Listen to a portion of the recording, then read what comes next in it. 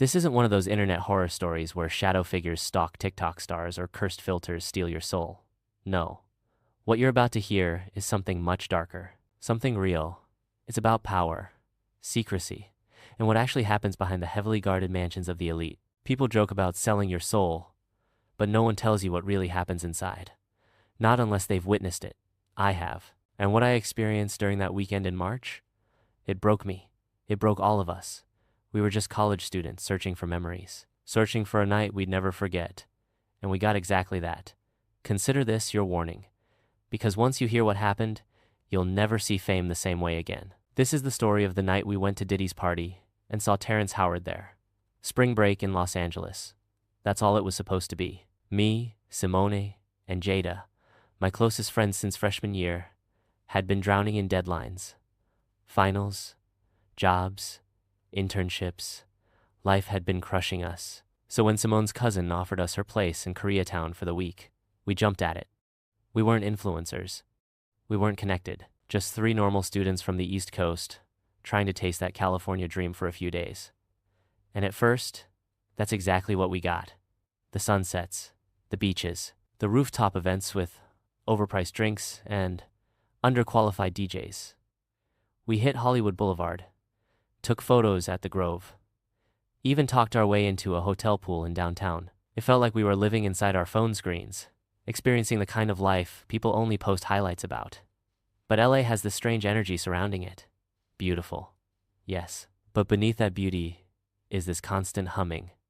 Like something's watching, like the city's smiling at you with dead eyes. Alex noticed first. "Do you feel how everyone here is performing?" she whispered one night. "Like nobody's actually happy?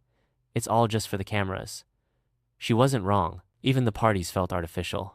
People laughed mechanically, smiled unnaturally, recorded themselves dancing, then immediately stopped when the phone lowered. Everyone was playing a character, but we didn't think too deeply about it. We were there to escape reality, not analyze it. That's why, when we received an invitation to the real party, we said yes without hesitating. It was our third night in LA. We were at this bar in West Hollywood. Dim lighting, beautiful people, expensive everything. Jada, being Jada, started talking to this guy at the bar. Mid-40s, bald, gold chain, all black suit.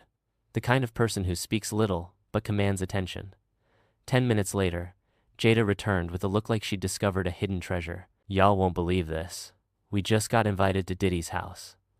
Simone froze. "Stop playing." "Dead ass.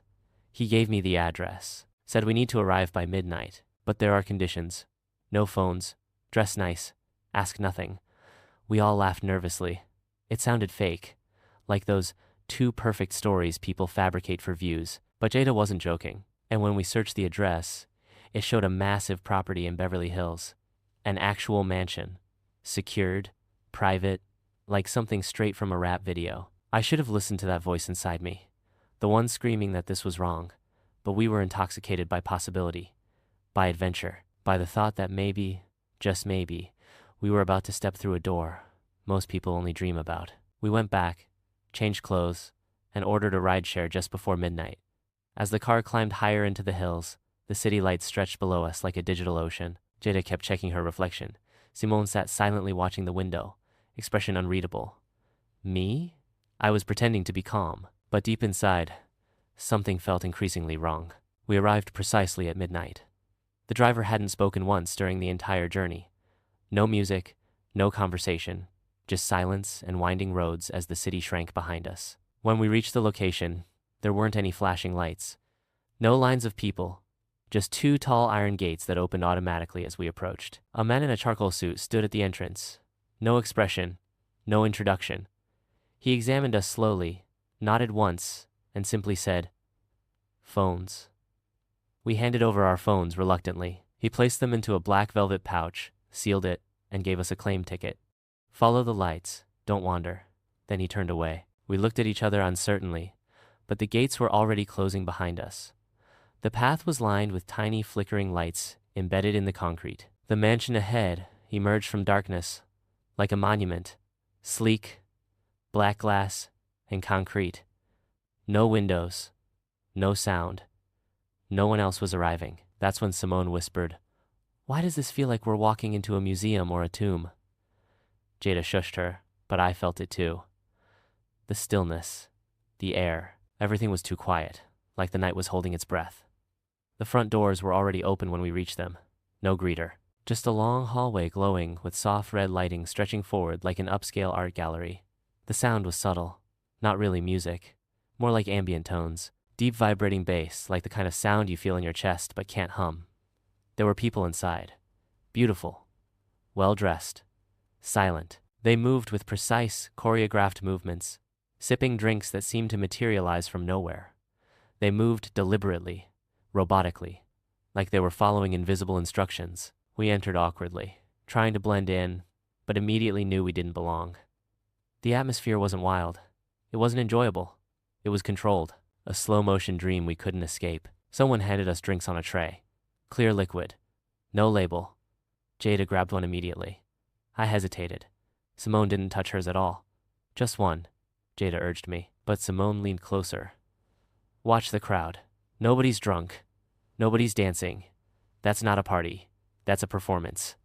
She was right. Every face wore that same empty, practiced smile. Like they were all participating in something rehearsed. Like they all understood rules we didn't. That's when I saw him across the room beside a floor-to-ceiling window, overlooking the city lights. Terrence Howard. Not filming, not performing, just standing there alone. He looked exactly like in interviews. That smooth but strange energy, like his mind was processing multiple thoughts at once. But there was something else, a heaviness in his posture, like he was exhausted from carrying something invisible. Jada grabbed my arm. Yo, is that who I think it is? Before I could answer, he turned and locked eyes with me. Not with all of us, just me. And in that moment, I swear, it felt like he recognized me, like he'd witnessed this exact scene before and knew precisely how it would end. He didn't speak at first, just stared. Then slowly, deliberately, Terrence Howard started walking toward me, moving through the crowd like they weren't even there. People around us didn't react, like he was invisible to everyone but me. He stopped nearby, studied my face and said, You ever feel like you walked into a place you've already dreamed about? I didn't know how to respond. This house, these people, all of it. It's a rerun. Different cast, same story. His voice was quiet but penetrating, smooth, almost hypnotic. You look like you still got yours, he said. I blinked. Got what? He smiled, but not from happiness, more from sympathy. Your man card, I stammered. I don't know what you mean. Terrence leaned closer, just enough for me to hear the tremble in his voice. They'll come for it. They always do. Maybe not tonight. Maybe not next week. But eventually, they'll ask. They don't take it all at once. Just enough to make you feel like you owe them. Enough to make you dependent. And once you give it up, you start disappearing from the inside. I stood frozen, heart racing. I couldn't determine if he was crazy or brilliant. Why are you telling me this? He tensed, looking beyond my shoulder. Because he's watching you now. I turned, standing across the room, talking to someone, laughing softly. But his eyes were fixed on me, not on my friends, not on anyone else. Me. He's already chosen you, Terrence muttered. You'll think it's just a drink, a conversation, a small request, but it's not. It's the door. The first one's always the easiest. After that, you start handing pieces of yourself away like candy. I turned back to ask more, but Terrence was already gone, like he'd never existed. Simone appeared beside me, eyes narrowed. What did he say to you? Nothing, I lied. Nothing important, but it wasn't nothing, because Diddy was approaching us now, smiling. Diddy moved with confidence that demanded attention.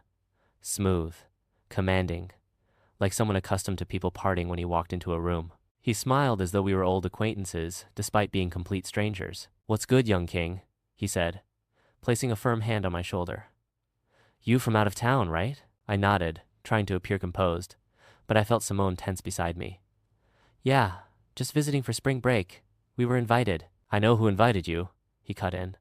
And I'm glad you came. You got good energy. Real calm. Balanced. He paused, examining my face like he was evaluating something valuable. You ever think about staying out here? Making moves? You could go far in this town. Real far. I shrugged, attempting to laugh casually. Maybe. I mean, it's LA. Everyone dreams about being out here, right? He smiled wider. Dreams come true out here, but only for people who know how to play the game. His voice lowered, intimate, almost fatherly. Come with me for a minute. I want to show you something. Simone stepped forward.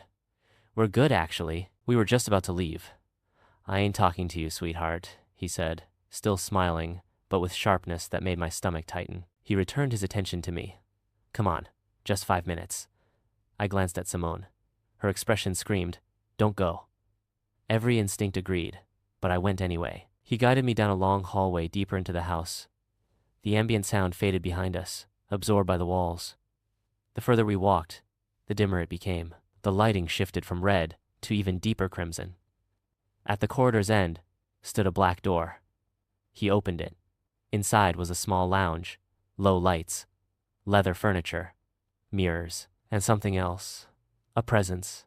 He gestured for me to sit. You got a lot of potential, he said, pouring 2 drinks from a crystal decanter.